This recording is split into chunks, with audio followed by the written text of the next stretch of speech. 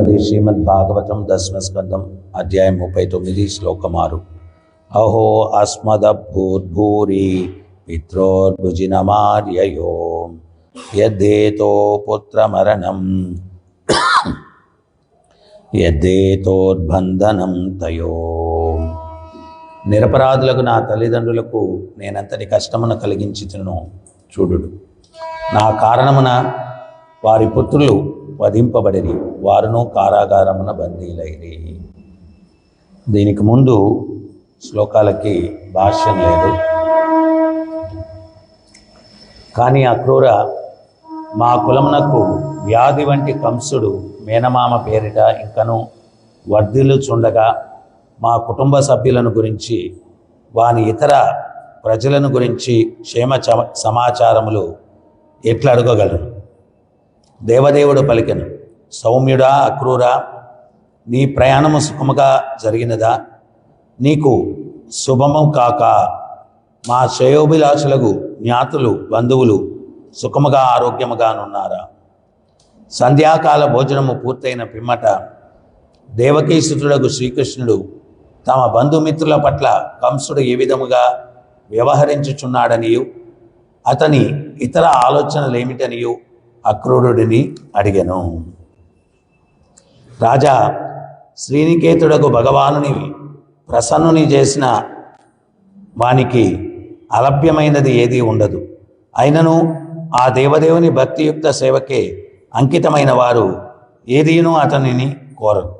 సుఖదేవ గోస్వామి పలికెను, బలరామకృష్ణులచే మిగుల సన్మానితుడై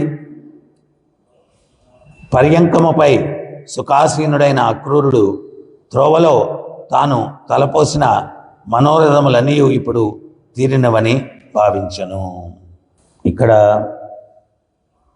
అక్రూరులు వారు భోజనం అయిన తర్వాత బలరాముడు మంచి సుగంధమైనటువంటి పదార్థాలతోటి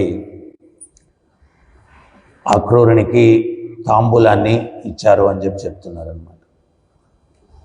ఇంతకుముందు రోజుల్లో ఏంటి అంటే భోజనానంతరం తాంబూలం తీసుకునేవాడు. తమలపాకు, ఒక్కలు, సున్నము కలిగినటువంటిది. అది ఆరోగ్యానికి కూడా మంచిదంట, అంటే జీర్ణశక్తి అన్నీ బాగుంటాయి. సో ప్రభుపాదుల వారు అది కూడా వద్దని చెప్పారు. ఎందుకంటే అంతటితో ఆగలేదు మనుషులు, దాంట్లో ఏదేదో కలపడం మొదలుపెట్టారు. మళ్ళా వాటికి అలవాటు పడితే, అంటే ప్రభుపాదుల వారి కాన్సెప్ట్ ఏంటి అంటే, నువ్వు కృష్ణదాసుడు తప్పించి ఇంకా దేనికి దాస్యం కాకూడదు. ఇప్పుడు అవి అలవాటు చేసుకుంటే వాటన్నిటికీ మనం దాసులు అయిపోతాం, అవి లేకపోతే జీవించలేరు.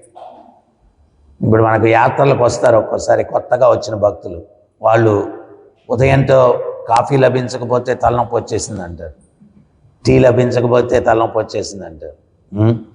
సో అంటే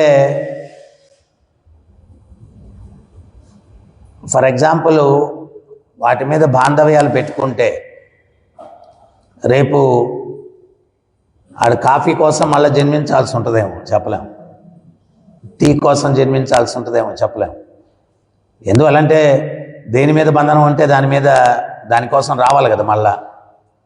సో ప్రభుపాదుల వారు చాలామందికి అర్థం కాదు, ఎందుకు ఈ నియమాలన్నీ పెట్టారు ఆయన. ఎందుకు నియమాలు పెట్టారు అంటే, నీవు దేనికి బలహీనుడివి కాకూడదు కృష్ణుడికి తప్పిస్తే. కృష్ణుడే నీ బలహీనత అయి ఉండాలి, ఇంక వేరే ఏది నీ బలహీనత కాకూడదు. దానికోసం మళ్ళా దాన్ని స్మరించి మళ్ళా దానికోసం జన్మెత్తాల్సినటువంటి పరిస్థితి ఉండకూడదు. అందుకని చెప్పి వీటన్నిటిని కూడా నియంత్రించారు. వద్దు వద్దు వద్దు, ఇవేం కూడా వద్దు. సో ఇక్కడ బలదేవుడు ఆయన తాంబూలాన్ని ఇవ్వడం జరిగిందన్నమాట. తాంబూలాన్ని ఇవ్వడం జరిగింది. తర్వాత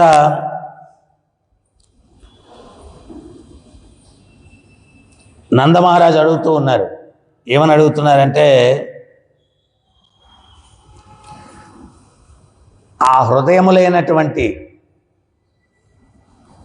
ఈ కంసుడు జీవించి ఉండగా అసలు మీరెట్లా జీవించి ఉన్నారని అడుగుతున్నాడు.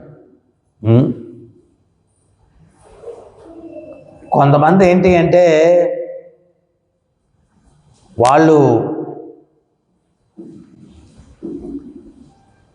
వాళ్ళు సుఖంగా ఉండరు, ఇతరులను కూడా సుఖంగా జీవింపనివ్వరు.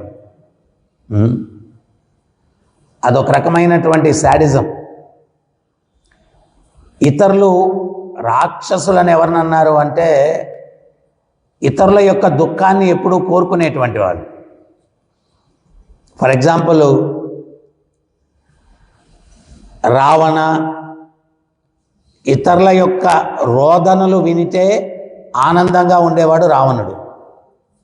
ఇతరుల ఏడుపులు వాడికి మ్యూజిక్ అన్నమాట, మంచి ఆహ్లాదకరమైనటువంటి మ్యూజిక్ ఇతరులు ఏడుస్తూ ఉంటే. సో ఇట్లాగా దానవ ప్రవృత్తి ఏంటి అంటే వాళ్ళు ఎప్పుడు కూడా ఇతరుల యొక్క దుఃఖాన్ని కోరుతూ ఉంటారు. సో ఇక్కడ నందమహారాజు అడుగుతున్నారు, ఆ దుర్మార్గుడు జీవించి ఉండగా మీరందరూ ఎట్లా జీవించారనేది నాకు ఆశ్చర్యంగా ఉంది అని చెప్పి అక్రూర్ మహాశయుణ్ణి అడుగుతున్నారనమాట. తర్వాత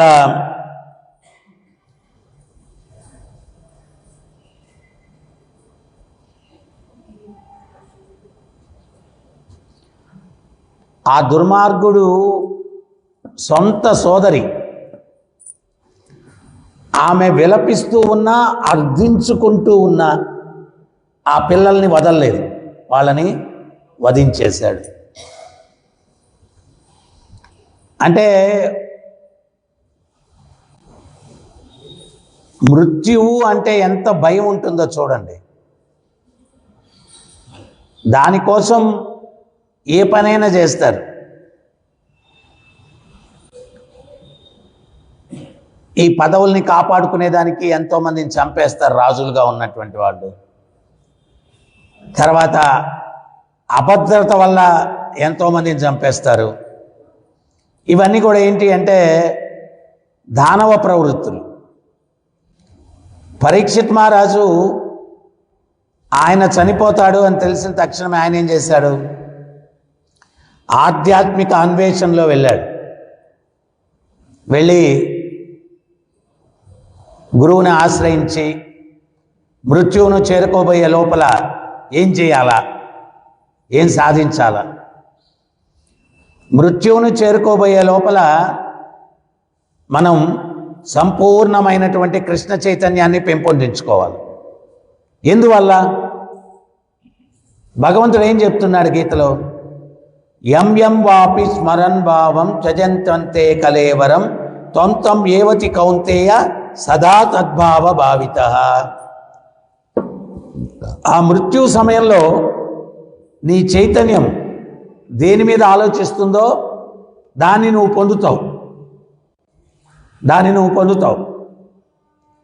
సో మనం ఏంటి అంటే ఇప్పటి నుంచి ప్రాక్టీస్ చేయాలా. ఏం ప్రాక్టీస్ చేయాలా, ఆ మృత్యు సమయం వచ్చేసరికి ఆ కృష్ణుణ్ణి స్మరించేటట్టుగా మనం ప్రాక్టీస్ చేయాలి.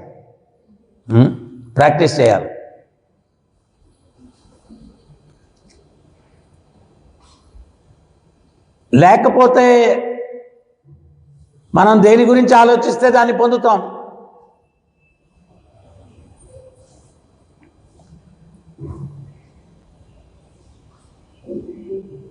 పార్వతీపురం అన్నటువంటి ఒక గ్రామానికి అచ్యుతానంద స్వామి అని చెప్పి వచ్చాడనమాట. ఆయన రోజు ప్రవచనాలు ఇస్తూ ఉన్నాడు, భాగవత సప్తాహం. ఈ పార్వతమ్మ అని ఒక ఆమె ఆయన ముందు కూర్చొని శ్రద్ధగా వినేది. వింటూ ఉంటే చివరి రోజు అచ్యుతానంద స్వామి అడిగారు, ఏమైనా సందేహాలు ఉన్నాయా అని అడిగారు. ఆమెనింది, సందేహాలంటే మా ఆయన చనిపోయి చాలా సంవత్సరాలు అయింది, కానీ నాకింకా ఆయన జ్ఞాపకాలు, ఆయన గుర్తులు ఇవన్నీ పోవట్లేదు. ఎంత మర్చిపోదామన్నా ఆ జ్ఞాపకాలు అట్లాగే ఉంటూ ఉన్నాయి.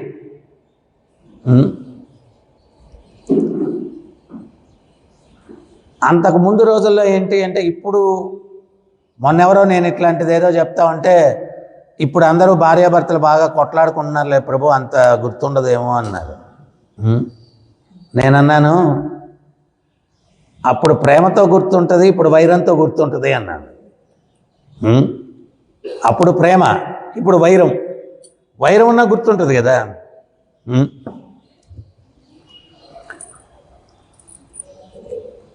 ఆయన అచ్యుతానంద స్వామి ఏమన్నారంటే, రేపు పక్క ఊరికి నేను వెళ్తున్నానమ్మా, నువ్వు నాతో వస్తే మీ ఆయన్ని చూపిస్తానన్నాడు. అదేంటది, మా ఆయన పోయి చాలా సంవత్సరాలు 20 ఏళ్ళు అయిపోయింది, మా ఆయన్ని చూపించడం ఏంటి? చూపిస్తానమ్మా. సరే, ఆయనతోటి వెళ్ళింది. ఆ ఊరికి వెళ్తే ఒక ఇంట్లో పెళ్ళి హడావుడిగా ఉంది. ఆ పెళ్ళి హడావుడిలో ఉంటే అప్పుడు ఆ ఇంట్లోకి ఆయన వెళ్ళారు. స్వామీజీ వచ్చారని ఆయన చాలా ఆనందపడిపోయి వాళ్ళు కుటుంబ సభ్యులు ఆ పెళ్లి కూతుర్ని ఆశీర్వదించమని చెప్పి తీసుకొని వచ్చారు. ఆశీర్వచనం చేశారు. ఈ పార్వతమ్మ కూడా చెప్పారు, నువ్వు కూడా ఆశీర్వచనం చేయమ్మా అని. ఆమె కూడా ఆశీర్వచనం చేసింది. ఆయన వచ్చేస్తున్నారు. మా ఆయన్ని చూపిస్తానన్నారు, మీరేంటి చూపించలేదు అని చెప్పి అంటే, అప్పుడు అచ్యుతానంద స్వామి చెప్పాడు, ఆ పెళ్లి కూతురే మీ ఆయన, నీకు ఆయన మీద ఎట్లా ధ్యానం ఉందో ఆయనకి నీ మీద ధ్యానం ఉండింది. నీ మీద ధ్యానం ఉండడం వల్ల ఆయన స్త్రీగా పుట్టాడు. స్త్రీని స్మరించాడు కాబట్టి స్త్రీగా పుట్టాడు. రేపు నువ్వు ఇట్లాగే కనుక కంటిన్యూ చేస్తే నువ్వు పురుషుడిగా పుడతావు. మనం శరీరాలు మార్చుకుంటున్నాం అంతే. ఇది ఎట్లాగా అంటే, మనం ఎక్కడికన్నా ప్రయాణం చేసి వెళ్ళాలా, ట్యాక్సీలో పోవాలనుకున్నాం, రోడ్లో ట్యాక్సీ పోతుంది, ఏ ట్యాక్సీ అన్నాం, ట్యాక్సీ టక్కన ఆగిపోయింది. ఆ డ్రైవర్ ట్యాక్సీనా కాదు కదా, ఆడు దాంట్లో కూర్చొని దాన్ని మెయింటైన్ చేస్తున్నాడు కాబట్టి ట్యాక్సీ అనగానే అది ఆగిపోయింది. అదే డ్రైవరు ఈఎంఐలు కట్టకుండా ఆ ట్యాక్సీ లాగేసుకుంటే ఆటో ఎక్కుతాడు, ఆటో డ్రైవ్ చేస్తాడు. మళ్ళా ఎవరన్నా ఏ ఆటో అనగానే ఆటో ఆగిపోద్ది. వాడు ఆటోనా? వాడు ఆటో కాదు కదా. అంటే ఏ వాహనంలోకి ఎక్కితే ఆ వాహనం తనతో పోల్చుకుంటారు. అదే రకంగా మనం కూడా ఏ శరీరంలోకి వెళ్తే ఆ శరీరం నేను అనుకుంటాం. ఏ కుక్క అంటే కుక్క అది తోకాడించుకుంటూ వస్తుంది. యాక్చువల్గా ఆ కుక్క శరీరంలో ఉన్నటువంటి ఆత్మకి ఆ కుక్క శరీరానికి ఏం సంబంధం లేదు. యాక్చువల్గా ఈ ఆటోలో డ్రైవర్ కూర్చొని ఉన్నాడు, ఆటో నడిపించేవాడు, ఆటో అనగానే వాడు ఆగిపోయాడు. అట్లాగా దాంట్లో కూర్చొని ఉన్నాడు కాబట్టి దాంట్లో పోల్చుకుంటాడు అనమాట. మనం కూడా అంతే. కానీ ఈ మనుష్య జన్మ ఎత్తిన తర్వాత మనం ఏంటి అంటే,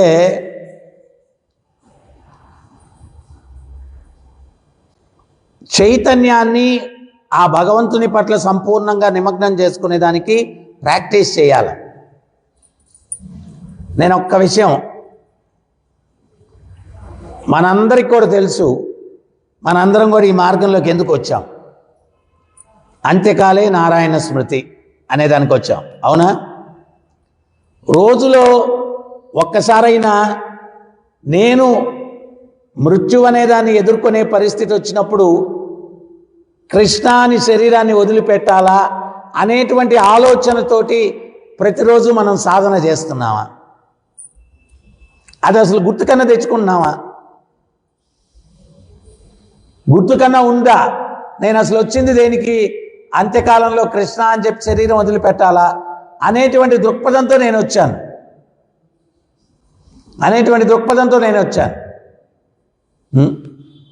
సో మనకు ఆ ఆలోచన మరి లేకుండా ఉంటే మనం ఏం సాధిస్తాం చెప్పండి? ఏం సాధిస్తాం? అందుకని ఆ చైతన్యంలో మనం ఉండడానికి ప్రయత్నం చేయాలా. తర్వాతి శ్లోకాల్లో కృష్ణుడు మాట్లాడుతూ ఉన్నాడు. కృష్ణుడు ఏమంటున్నాడంటే, నా తల్లిదండ్రులు నాకు జన్మనివ్వాలా అనేటువంటి ఉద్దేశంతో తమ సంతానాన్ని కూడా కోల్పోయారు.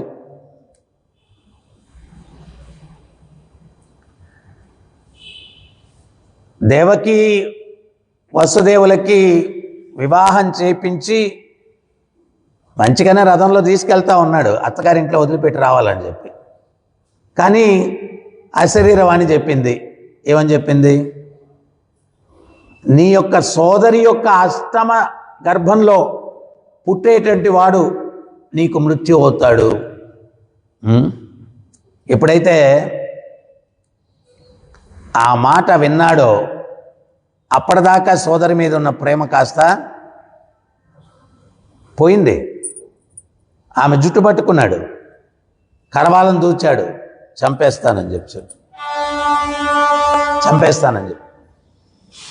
అంటే ప్రాణం అంటే అంత తీపి ఉంటుంది ఎవరికైనా కానీ. ప్రాణం అంటే అంత తీపి. ఒకసారి వ్యాసులు వారు వెళ్తూ ఉంటారు, రహదారిలో వెళ్తూ ఉంటే ఒక చిన్న పురుగు ఒకటి రహదారిని దాటుతూ ఉంటుంది. అది చాలా వేగంగా నడుస్తూ ఉంటుంది. మరి వ్యాసుల వారు భగవత్ స్వరూపం కదా, ఆ పురుగుని అడుగుతారు, పురుగా అంత వేగంగా దాటుతున్నావేంటి నువ్వు? అప్పుడు ఆ పురుగు చెప్తుంది, కొంచెం దగ్గరలో ఒక రథం ఒకటి వస్తుంది, నేను గాన నిదానంగా వెళ్తే ఆ రథం నా మీద వెళ్ళిపోతుంది, నేను చనిపోతాను. అప్పుడు వ్యాసుల వారు అంటారు, ఆ రథం ఒకవేళ నేను తొక్కేసినా నువ్వు చనిపోయినా నీకు ఈ జన్మ కన్నా ఉన్నతమైన జన్మ వస్తుంది కదా, కలత చెందాల్సిన అవసరం ఏం లేదు కదా. అంటే ఇంత జ్ఞానం ఇవన్నీ నాకు తెలియదు స్వామి, ఈ జన్మలో ఉన్నప్పుడు ఈ ప్రాణం కాపాడుకోవాలంతే.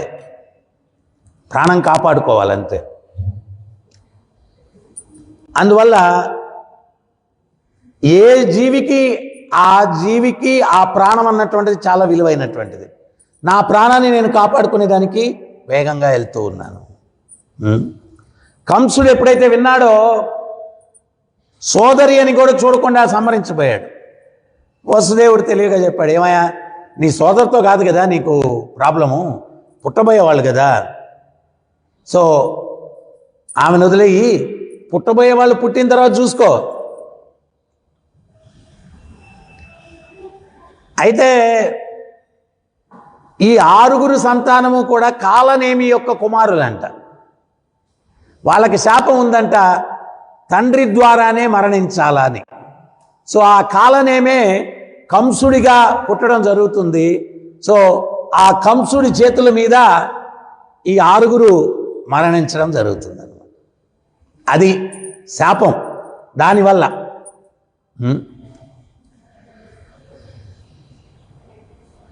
ముఖ్యంగా మనందరం కూడా అర్థం చేసుకోవాల్సినటువంటి విషయం ఏంటి అంటే, ఇక్కడ దేవకీదేవికి ఆమె గర్భం దాలిస్తే పుట్టేవాడిని కంసుడు చంపేస్తారని తెలుసు. కానీ భగవంతుని కోసం చాలా గొప్ప త్యాగం చేసింది దేవకీదేవి. చాలా గొప్ప త్యాగం. ఎందువల్ల? వీళ్ళు పోతే కానీ ఆయన రారు కదా. సో భగవంతుణ్ణి ఈ భౌతిక జగత్తులోకి స్వాగతం పలకడం కోసం తన ముందు 6 మంది సంతానాన్ని కోల్పోవడానికి కూడా సిద్ధమైంది. అంత గొప్ప బాధని తట్టుకునేదానికి ఆమె సిద్ధమైంది భగవత్ సేవ కోసం. ఇవన్నీ కూడా మనం ఉదాహరణగా తీసుకోవాలి. మనం చిన్న చిన్న కష్టం కలిగితే భగవంతుడిని వదిలేస్తూ ఉంటాం. చాలామంది చెప్తారు, నేను దేవుణ్ణి నమ్ముకున్నాను, నాకు ఆ కష్టం వచ్చింది, ఇంకా ఆయన్ని దేనికి నమ్ముకునేది అనుకని భక్తి వదిలేశాను. అసలు నీ కష్టం ఎందుకు వచ్చిందో నువ్వు అర్థం చేసుకోవాలి. నువ్వు చేసిన కర్మ ప్రకారం వచ్చింది కష్టం. ఆయనకేమి ప్రమేయమే లేదు. ఇప్పుడు కోర్టులో జడ్జి ఉంటాడు, ఆయన దొంగని తీసుకొని వెళ్తే ఆయన వాడు చేసిన పాపాలన్నిటికీ కూడా ఏదో శిక్షిస్తాడు. జడ్జి వాడు చేసిన దుర్మార్గానికి శిక్షించాడు, అంతేగాని జడ్జికి ఏం సంబంధం చెప్పండి. ఆయన న్యాయ నిర్ణేత అంతే. భగవంతుడు కూడా అంతే. ఆయన నువ్వు చేసిన కర్మను బట్టి నీకు ఫలితాలు ఇస్తుంటాడు. ఇంకా ఆయన ప్రమేయం ఏమి ఉండదు. ఆయన తప్పేమీ లేదు. కానీ అంత ఘోరమైనటువంటి దుఃఖాన్ని కూడా తట్టుకొని ఆమె అంతమంది సంతానానికి ఆమె సంసిద్ధురాలయ్యింది భగవంతుణ్ణి ఆహ్వానించడం కోసం. సో మనందరం కూడా అర్థం చేసుకోవాల్సినటువంటి విషయం ఏంటి అంటే, ఈ మనుష్య జన్మ చాలా చాలా ప్రత్యేకమైనటువంటిది. ఆచార్యులు అందువల్ల చెప్తున్నారు, దుర్లభ మానుష్య జన్మ. హరే కృష్ణ కృష్ణ కృష్ణ హరే హరే, హరే రామ రామ రామ హరే హరే. దుర్లభ మనుష్య జన్మ దొరకడమే దుర్లభం. అటువంటి దుర్లభ మానుష్య జన్మలో మళ్ళా తిరిగి ఎప్పుడు వస్తుందో తెలియదు. అందుకని మనం చైతన్యాన్ని ఎంత తీవ్రంగా ప్రాక్టీస్ చేయాలా అంటే, అంత్యకాలంలో ఆ కృష్ణుని స్మరించి వదిలిపెట్టాలి ఈ బాడీని. మనము ఈ భాగవతాన్ని శ్రవణం చేయకపోతే, భాగవతాన్ని చదవకపోతే, ప్రభుపాదుల వారు ఒక ఉపన్యాసంలో చెప్తారు. ఏమని చెప్తారంటే, భౌతికమైన వ్యక్తులు మృత్యువు అంటే అశుభంగా భావిస్తారు, కానీ మీ ప్రవచనాల్లో, మీ పుస్తకాల్లో ఈ మృత్యు అనేటువంటిది చాలాసార్లు రిపీట్ అవుతూ ఉంటుంది. కారణం ఏంటి అని అప్పుడు ప్రభుపాదుల వారు చెప్తారు, అది మనకు మంగళకరమైంది మృత్యువు.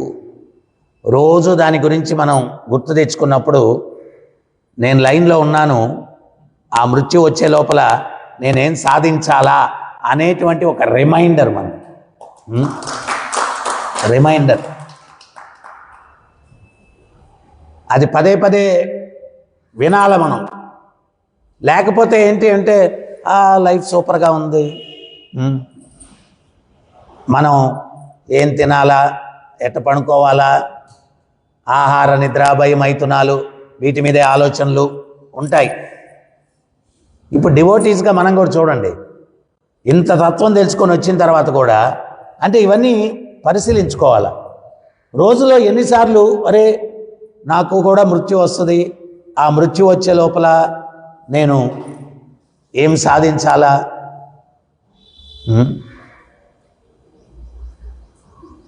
ఈరోజు ఉదయంతో నేను లేచేసరికి మెసేజ్ ఉందన్నమాట. సుబోధ్ అని చెప్పి ఒక 35 సంవత్సరాల కిందట బెంగళూరులో కాంగ్రిగేషన్ అనమాట, ఆయన కాలం చేశారు అని. ఆయన ఏదో అమెరికాలో ఏదో సెంటర్కి అధ్యక్షుడిగా వ్యవహరించారనమాట. సో మనం ఆ భక్తులు పోయారు, ఈ భక్తులు పోయారు అని చెప్పి అప్పుడప్పుడు వింటూ ఉంటాం, చూస్తూ ఉంటాం. ఒకరోజు మన వార్త కూడా వస్తుంది. ఎవడో ఇక్కడ పర్మనెంట్గా ఉండేది లేదు కదా, దుఃఖాలయం అశాశ్వతం. మరి దాన్ని చేరుకునే లోపు నేనేమి సాధించాలా, నా చైతన్యాన్ని ఎట్లాగా కృష్ణ చైతన్యంలో ఉంచుకోవాలా అనేటువంటి ఆలోచన లేకుండా ఉంటే కాలయాపన, సమయం అయిపోద్ది, తెలీదు ఎట్లయిపోద్దు. టైం ఏంటి అంటే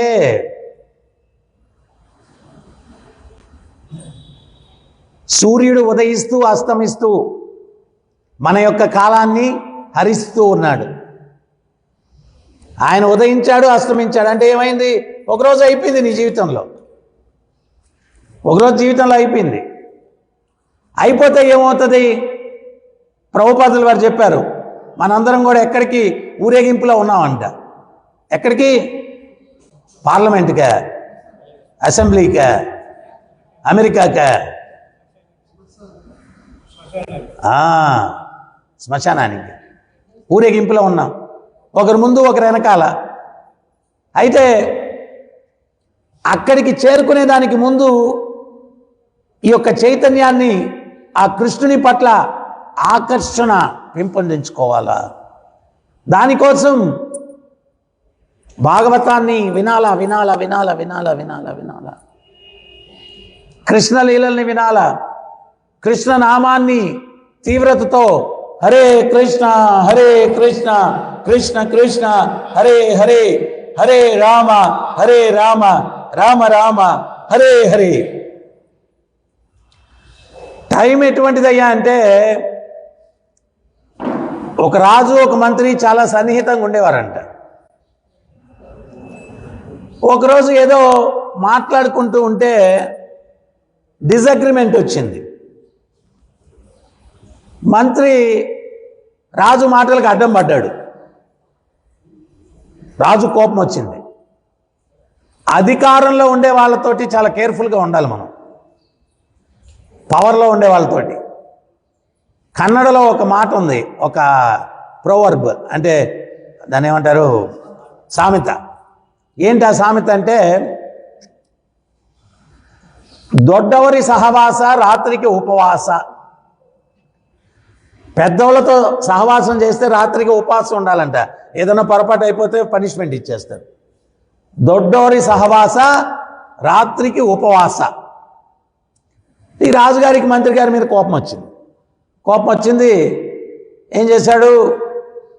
ఈ మంత్రికి మరణదండన అని చెప్పేశాడు. నా సమక్షంలోనే ఊరేసేయాలా. ఊరేగిపోతూ ఉన్నారు. మామూలుగా ఎవరికైనా ఊరేసేస్తామంటే, అయ్యా బాబు వదిలిపెట్టండి, నన్ను ఏదో చిన్న పొరపాటే కదా చేశాను, అది ఇది. కానీ మంత్రి ఆన్ని ఉరికమ్మం దగ్గర తీసుకెళ్తున్నా కానీ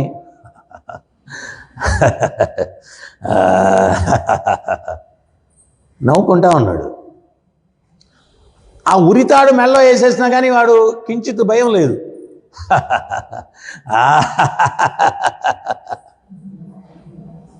రాజుకేం అర్థం కాలేదు. అరే నిన్ను చంపైపోతుంటే నువ్వేంట్రా నవ్వుకుంటున్నావు మంత్రి, ఏంటి అసలు విషయం అన్నాడు. అప్పుడు మంత్రి అన్నాడు, నేనెంతో కష్టపడి మీకు ఒక అద్భుతమైన బహుమతి ఇవ్వాలని ఒకటి కనుక్కున్నా. తీరా అది నేను విజయం సాధించి మీకు ఇవ్వబోయే సమయంలో మీరు నన్ను చంపేస్తున్నారు అన్నాడు. చచ్చేవాడికి కూడా బహుమతి అంటే ఆశ, ఎక్కడ లేని ఆశ వచ్చేస్తుంది. అప్పుడు ఏంటి ఆ బహుమతి అన్నాడు. నేను ఒక 10 సంవత్సరాల నుంచి రీసెర్చ్ చేస్తున్నాను, గాల్లో ఎగిరే గుర్రాన్ని కనుక్కున్నా, అది మీకు తయారు చేసి ఇవ్వాలనుకున్న లోపు మీరు నన్ను చంపేస్తున్నారు అన్నాడు. అవునా, నిజంగా కనుక్కున్నావా? అవును స్వామి కనుక్కున్నాను అన్నాడు. మరి తయారు చేయి అన్నాడు. దానికి 5 సంవత్సరాల టైం పడుతుంది. ఒక తెల్ల గుర్రం కావాలా, నేను రీసెర్చ్ చేయడానికి ఒక అంతఃపురం కావాలా, 1,00,000 వరహాలు డబ్బులు కావాలా. ఇవన్నీ ఉంటే మీకు 5వ సంవత్సరం చివరి రోజు ఎగిరే గుర్రం మీ ముందు నిలబెడతాను, దాన్ని ఎక్కి మీరు కూర్చొని తుర్రు అంటే ఎగిరిపోవచ్చు. అడు రాజు ఆపేయండి, ఇంకా ఉరి శిక్ష అంతా కూడా, ఒక అంతఃపురం ఇవ్వండి మంత్రికి, 1,00,000 వరహాలు డబ్బులు ఇవ్వండి, ఒక తెల్లటి గుర్రం ఇవ్వండి అన్నాడు. ఇటు శుభ్రంగా గుర్రం ఎక్కి ఆ 1,00,000 వరహాలు డబ్బులు మూట గుర్రం మీద పెట్టుకొని హ్యాపీగా అంతఃపురంలోకి వెళ్తున్నాడు. భార్యకు కూడా పిలుపు వచ్చింది అంతఃపురానికి రమ్మని చెప్పి. శుభ్రంగా అంతఃపురానికి వెళ్ళి గుర్రాన్ని స్తంభానికి కట్టేసి ఆ 1,00,000 వరహాల మూట తీసుకొని లోపలికి వెళ్ళాడు. భార్య అంటుంది, ఏమండి ఎందుకు ఇటువంటి తప్పుడు ప్రామిస్ చేశారు? ఎగిరే గుర్రం ఏంటి తయారు చేయడం? ఆ రాజు మూర్ఖుడు కాబట్టి మీకు 1,00,000 రూపాయలు ఇచ్చి ఒక తెల్ల గుర్రం ఇచ్చి పంపించాడు. 5 సంవత్సరాల తర్వాత మీరు ఆ తెల్ల గుర్రం ఎగిరే గుర్రం కనుక్కోకపోతే మిమ్మల్ని మళ్ళా చంపేస్తాడు కదా. అప్పుడు మంత్రి అంటున్నాడు, ఓసి పిచ్చిదానా, 5 సంవత్సరాలే రాజు ఉంటాడో నేనుంటానో తెలీదు, గుర్రం ఉంటుందో చస్తదో తెలీదు, అట్లీస్ట్ ఇప్పుడు ప్రాణం కాపాడబడింది. 5 సంవత్సరాలు హ్యాపీగా ఈ అంతఃపురంలో 1,00,000 వరహాలు పెట్టుకొని ఎంజాయ్ చేద్దాం. ఈ 5 సంవత్సరాల్లో ఏం జరుగుద్దో ఏమో చూద్దాం. టైం ఏమన్నా జరగచ్చు, ఏమన్నా జరగచ్చు. అంటే ఏదైనా దేన్ని బట్టి జరుగుతూ ఉంటుంది, మన యొక్క కర్మని బట్టి జరుగుతుంటుంది. హరిబోల్ క్లాస్ మధ్యలో అవన్నీ చేయొద్దయ్యా. నేను ఎన్నోసార్లు చెప్పాను, యాక్చువల్గా వేరే టెంపుల్స్లో కూడా ఎవరన్నా సీనియర్ భక్తులు ఆ మ్యాట్ వేసుకొని కూర్చుంటారు అనమాట. ఇట్లా జమఖానా వేస్తారు, దాంట్లో కూర్చుంటారు. ఎవరన్నా కొత్త వాళ్ళు వస్తే ప్రవచనం వింటూ ఉంటారు, వాళ్ళు వచ్చి దీంట్లో కూర్చుంటే నో ప్రాబ్లం. వాళ్ళకి మనం సింహాసనం ఇవన్నీ అరేంజ్ చేయడానికి క్లాస్ని ఎందుకు డిస్టర్బ్ చేయడం మధ్యలో?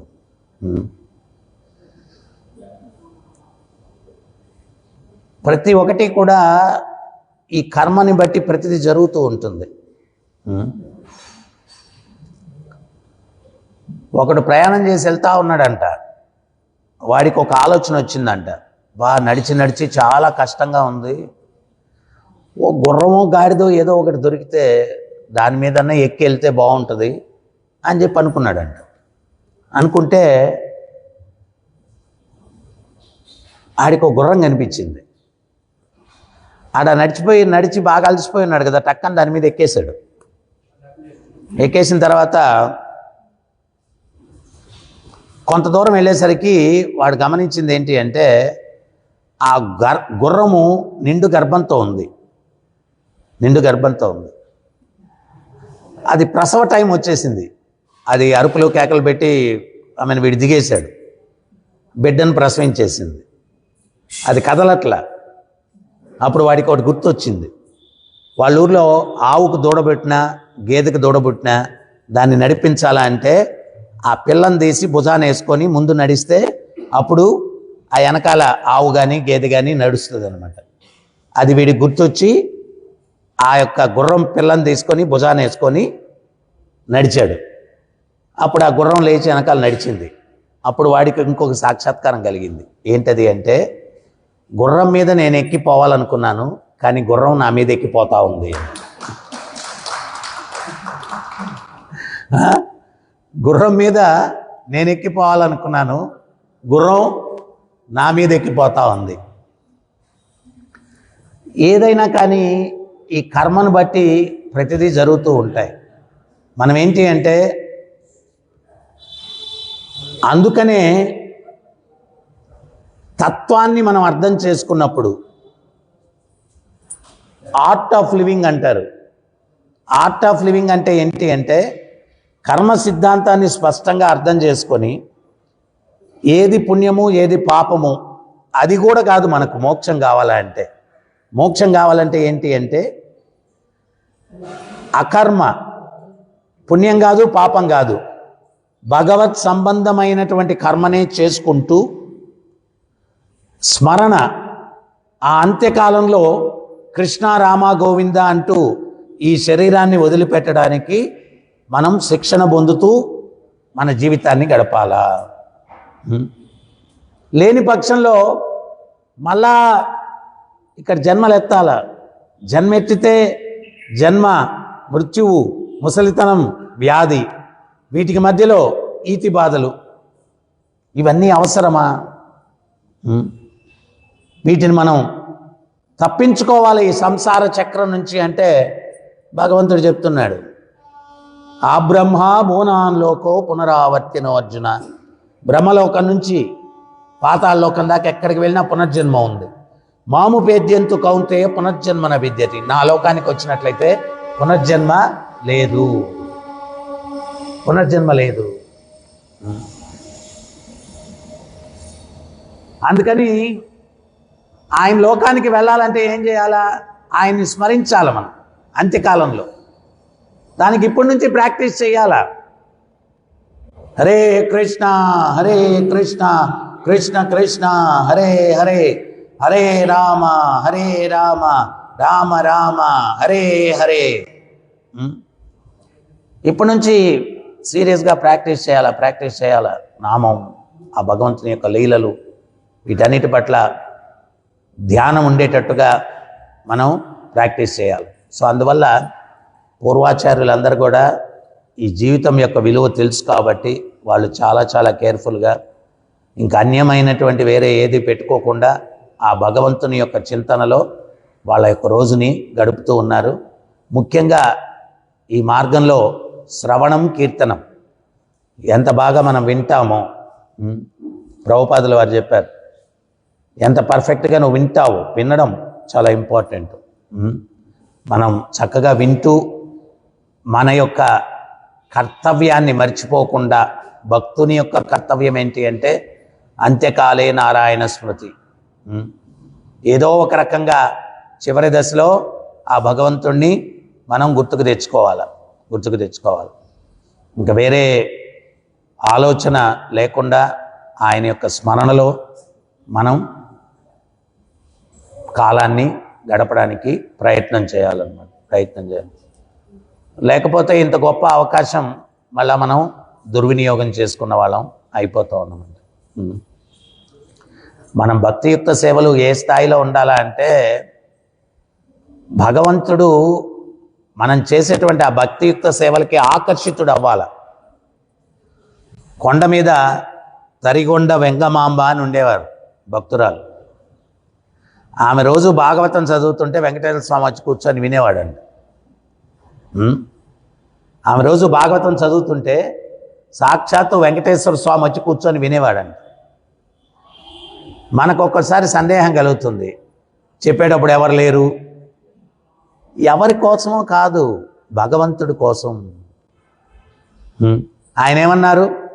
ఎత్ర గాయంతి మద్భక్త తత్ర తిష్టామి నారద. నా భక్తులు నన్ను ఎక్కడ కీర్తిస్తే నేను అక్కడ తిష్ట వేస్తాను.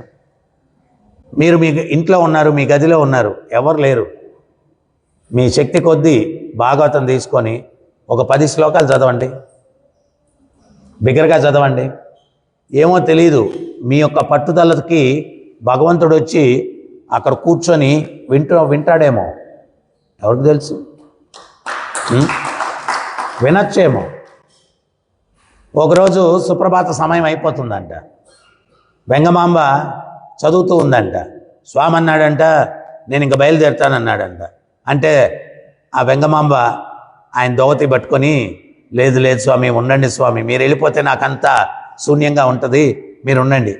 అప్పుడు స్వామి అన్నాడంట, చూడు వెంగమాంబ, నువ్వు ఒక్కదానివైనా భక్తురాలు, చాలామంది భక్తులు ఉన్నారు కదా, నేను లేకపోతే చాలా ఇబ్బంది, నేను వెళ్తాను అంటే ఆమె వినలేదంట. గట్టిగా ఆయన దోవటి పట్టుకొని గుంజిందంట. గుంజేసరికి ఆ ముందు కుర్చీ ఉంటుంది కదా, అది చినిగిపోయి ఆమె చేతిలోకి చిక్కుందంట. ఆయన వెళ్ళిపోయారంట వెంకటేశ్వర స్వామి. సుప్రభాతం తలుపులు తెరిస్తే ముందు దోవతి చినిగిపోయి ఉందంట. వాళ్ళందరికీ ఆశ్చర్యం వేసింది. దొంగోడంటే ఎత్తుకెళ్తే పూర్తి దోవత ఎత్తుకెళ్తాను, ఈ చినిగిపోయిందేంటి? చినిగిపోయిందేంటి? సో వాళ్ళందరికీ ఒకటే డౌట్ అంట, ఇటువంటిది ఏదైనా జరిగితే అది హాతీరాం బాబా దగ్గరన్నా జరుగుండాలా, లేకపోతే వెంగమామ దగ్గరన్నా జరుగుండాలా? ఈ భక్తులతోనే ఇటువంటివన్నీ జరిగేది. వేసిన తలుపులు వేసినట్టే ఉన్నాయి, తాళాలు కూడా వేస్తున్నాయి, ఇదేదో మళ్ళా లీల జరిగింది అని చెప్పి నేరుగా వెంగమామ దగ్గరికి వెళ్ళారంట. వెళ్తే ఆమె ఆ చినిగిన దోవతి పట్టుకొని విలపిస్తూ ఉందంట, స్వామి వెళ్ళిపోయావా స్వామి, నా మాట వినకుండా వెళ్ళిపోయావా అని చెప్పి. సో అట్లాగా భగవంతుడు ఏంటి అంటే, ఆయనకి కీర్తన ప్రియుడు. ఆయన యొక్క లీలల్ని ఇప్పుడు మీరు ద్వారకలో కూడా గమనించవచ్చు. కృష్ణుడు ఆయన లీలలు ద్వారకలో చేస్తూ ఉన్నప్పుడు సాయంత్రం అయితే కాలక్షేపం ఏంటి అంటే, ద్వారకలో ఉన్నటువంటి చిన్న బాలకులు వీళ్ళందరూ కూడా బృందావనంలో కృష్ణుడు వెన్న అపహరించడం ఇటువంటి లీలలన్నింటినీ కూడా స్టేజ్ మీద నృత్యాలు డ్రామాలు చేసి కృష్ణుడికి చూపించి వినిపించేవారండి. ఆయన లీలలను ఆయనే ద్వారకలో ఆయన ఉపస్థితమై ఉన్నప్పుడే ఆయన లీలలే కాలక్షేపం ఆయనకి. ఆయన లీలలే కాలక్షేపం. మీరు పూరిలో కూడా చూస్తే పద్మ అని చెప్పి ఒక రైతు కుమార్తె ఉంది. ఆమె రోజు తండ్రికి పొలం పనులలో సహాయం చేస్తూ గీత గోవిందం పాడేది. ఆమె ఎప్పుడు గీత గోవిందం పాట మొదలు పెట్టేదో జగన్నాథుడు వెళ్ళిపోయేవాడు. ఆమె వెనకాలే తిరుగుతూ ఆమె చక్కగా గీత గోవిందం పాడుతుంటే ఆమె పాడేంత వరకు వెనకాలే తిరుగుతూ వినేవాడండి. ఒకరోజు ఆమె వెనకాల తిరుగుతూ ఉంటే ఒక ముళ్ళ చెట్టుకి దోవతి చిక్కుకుంది స్వామిది. ఆయన ఆ వినడంలో దోవతి ముళ్ళ చెట్టుకు చిక్కుకుంది అనేది కూడా గమనించలేదు. ఆయన అట్టాగే నడుచుకుంటూ వెళ్ళిపోయాడు. దోవతి చినిగిపోయింది. మళ్ళా దర్శనం తీసేటప్పటికి దోవతి చినిగిపోయింది. వార్త రాజుగారి దగ్గరికి వెళ్ళిపోయిందంట. ఎవడో దుర్మార్గుడు వేసిన తలుపులు వేసినట్టే ఉన్నాయి, గర్భగృహంలోకి వచ్చేసి జగన్నాథుడి యొక్క దోవతి చించేశాడు. రాజుగారు వచ్చి ఏదో అపచారం అయిపోయింది, ఆయన్ని పట్టుకొని శిక్షించాల. వాళ్ళు ఇట్లా భగవంతుడు జగన్నాథుడి ముందు చర్చించుకుంటుంటే జగన్నాథుడు అన్నాడంట, ఈ పని చేసిన అపరాధి ఎవరో నాకు తెలుసు అన్న. స్వామి చెప్పండి అన్న. చెప్పండి అంటే పలాని ఊర్లో పలాని రైతు యొక్క కుమార్తె పద్మ అనుంది, ఆ అమ్మాయే ఈ పని చేసింది, ఆ అమ్మాయిని పట్టుకురండి. ఆ అమ్మాయిని పట్టుకొచ్చి జగన్నాథుడి ముందు నిలబెట్టారు. అప్పుడు రాజు అన్నాడు, స్వామి మీరే చెప్పండి, ఈ అమ్మాయి మీ దోవతి చింపేసింది, ఎటువంటి శిక్ష విధించాలో మీరే చెప్పండి అని. అప్పుడు జగన్నాథుడు అన్నాడంట, మందిరం పక్కన వీళ్ళొక మంచి ఇల్లు ఒకటి కట్టించి వాళ్ళని కుటుంబ సమేతంగా ఇక్కడ ఉండేటట్టు చేసి వాళ్ళకి భోజనానికి అన్ని వస్తువులు, ఖర్చులకి అన్నిటికీ వస్తువులు అన్నీ ఏర్పాట్లు చేయండి అన్నాడు. ఇదేమి శిక్ష అయ్యా అన్నారంట. చూడు బాబు రాజా, నువ్వు ఏ శిక్ష విధించినా ఆ అమ్మాయి గీత గోవిందం పాడుతుంది, నేను ఆ వెనకాల వినడానికి వెళ్తాను. ఇప్పుడు దోవతి చిరిగింది, రేపు దోవతి ఊడిపోవచ్చు కూడా.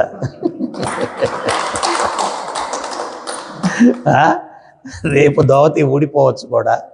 అటువంటివేవి అనర్థాలు జరగకుండా ఉండాలంటే ఆ కుటుంబాన్ని గుడి పక్కనే పెట్టండి. రోజు ఆ అమ్మాయి వచ్చి నాకు గీత గోవిందం పాడితే శ్రవణానందంగా ఉంటుంది, నేను ఎక్కడికి వెళ్ళను, ఇంకా భవిష్యత్తులో దోవతీలు చిరగవు అని చెప్పి జగన్నాథుడు చెప్పాడు.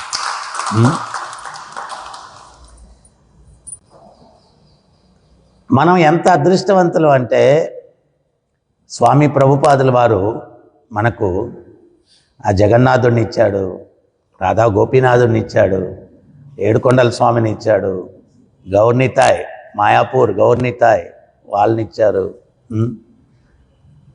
ఆ భక్తులందరి యొక్క లీలల్ని మనన చేసుకుంటూ మనం ఏంటి అంటే, అరే వాళ్ళు పాడితే స్వామి చాలా ఆనందపడిపోయారు, మనం కూడా జగన్నాథాష్టకం పాడదాం రోజు, లేకపోతే జగన్నాథుడి కీర్తన చేస్తాము, రాధా గోపీనాథుల మీద కీర్తన చేస్తాము. సో ఎంతో అవకాశం, స్కై ఈజ్ ద లిమిట్ అంటారు చూడండి, ఆకాశమే హద్దు అంటే హద్దేమి లేదు, ఎంతన్నా చేసుకోవచ్చు. అంత అవకాశాన్ని భగవంతుడు ఇచ్చాడు. ఒక ఆచార్యుని యొక్క సంకల్పం వల్ల మనకి ఈరోజు అంత గొప్ప భాగ్యం లభించింది. సో అందువల్ల మనం ఏంటి అంటే దాన్ని సద్వినియోగం చేసుకునేదానికి ప్రయత్నించాలి. ఈ మధ్యకాలంలో జగన్నాథుడి గ్లోరీ కూడా అందరికీ తెలిసిపోయింది. ఇంతకుముందు తిరుపతికి వెళ్తే 4 గంటలు 5 గంటలు 10 గంటలు దర్శనానికి నిలబడాల్సిన పరిస్థితి. ఇంతకుముందు జగన్నాథ్పురిలో అట్ట వెళ్ళిపోయి అట్ట దర్శనం చేసేవాళ్ళం. ఇప్పుడు అక్కడ కూడా గంటలు గంటలు పెద్ద క్యూ దర్శనం చేయడానికి. అదే జగన్నాథుడు ఇక్కడ ఉన్నాడు. అదే జగన్నాథుడు ఇక్కడ ఉన్నాడు. ఇక్కడ క్యూ గీ ఏం లేదు. వివిఐపి దర్శనలు ఉదయం నుంచి సాయంత్రం వరకు, ఏది గుళ్ళో ఉండే వాళ్ళందరికీ. ప్రోటోకాల్ దర్శనం కూడా ఇస్తారు. మన సుబ్రహ్మణ్యం వస్తాడు మీ ముందు నిలబడుకొని ఆ దర్శనం చేసుకోండి అని చెప్పి. అంటే ప్రోటోకాల్ దర్శనం అంటే టీటీడీ ఒక వ్యక్తిని పంపిస్తుంది మనకు తోడు దర్శనం చేయించడానికి. అట్లా కావాలంటే మీకు అట్లాంటిది ఏమైనా కావాలంటే సుబ్రహ్మణ్యం చెప్తాను, ఆయన వచ్చినప్పుడు నువ్వు ముందు నిలబడుకొని దర్శనం ప్రోటోకాల్ దర్శనం చేయించు. సో అహోభాగ్యం, అహోభాగ్యం, ఎంతో భాగ్యం ఆ జగన్నాథుణ్ణి, ఆ రాధా గోపీనాథుల్ని దర్శించి మనం సేవించుకునేదానికి. అందుకని కైంకర్యాలన్నీ కూడా ప్రేమగా మనం ఆయనకి చేసుకునేదానికి ప్రయత్నం చేయాలి. ప్రయత్నం చేసి ఇప్పుడు ఇంకోటి ప్రభుపాదుల వారు మొన్న ఒక లెక్చర్లో వింటూ ఉన్నాను. నీకు భక్తి కలగాలన్నా కానీ భగవంతుడి అనుగ్రహం ఉంటేనే కలుగుతుంది. మరి ఆ అనుగ్రహము నువ్వు ఎంత తప్పిస్తున్నావు అనే దాన్ని బట్టి ఆయన అనుగ్రహం ఇస్తాడు. ఎంత తప్పిస్తున్నావు అదొకటే చూసేది భగవంతుడు. నీ తపనను బట్టి ఆయన ఇస్తాడు. సో అందుకల్లా ఆ తపన ఉండాలి మనం. భగవంతుడు అది చూస్తాడు. ఆ తపన అది ఉన్నప్పుడు భగవంతుడు చూస్తాడు. ఇక్కడ దేవదేవుని యొక్క తల్లిదండ్రులు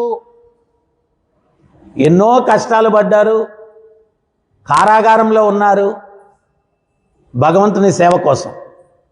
కారాగారంలో ఉన్నారు. సో అందుకని మనం ఏంటి అంటే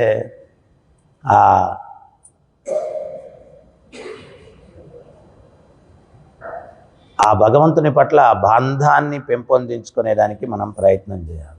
రోజులు గడిచే కొంది మనం ఒకటి మర్చిపోకూడదు, ఆయన్ని స్మరించే స్థాయికి వెళ్ళాలా అంత్యకాలంలో అని చెప్పి మనం ఆ యొక్క స్మరణని పెంపొందించుకునేదానికి ప్రయత్నం చేయాలి. హరే కృష్ణ.